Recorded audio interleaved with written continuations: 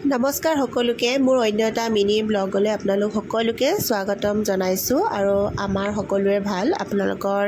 কি খবৰ ক'ব আৰু এয়া আজি আমি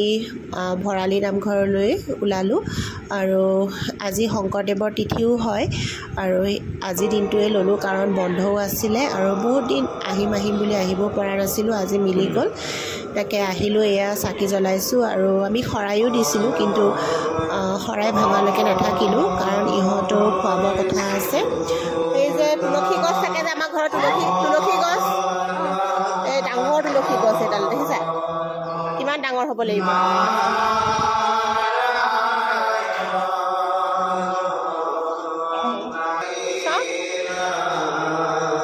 তুলসী গছ নমো কৰি দিয়া বাবা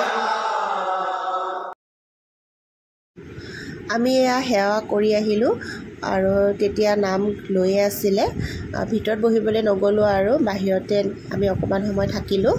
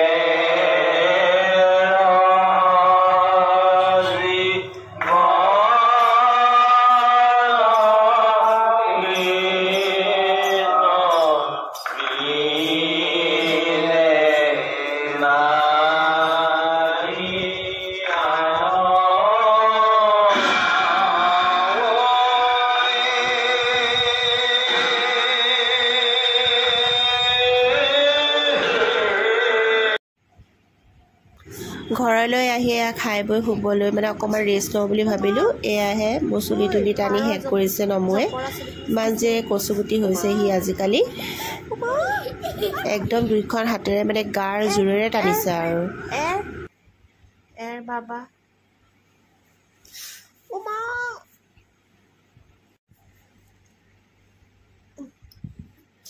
ঐ এৰ উমা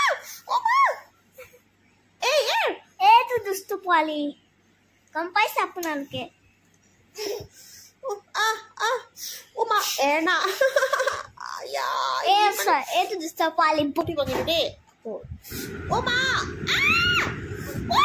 আৰু ক'তনো হোৱা হ'ব এয়া উঠি আহি অমূৰকৰ স্কুলৰ কিবা প্ৰজেক্ট এটা আছিলে মানে ভিডিঅ' কৰি পঠিয়াব লাগে এয়া তাকে কৰিলোঁ আৰু এনেকৈ দিনটো আমি পাৰ কৰিলোঁ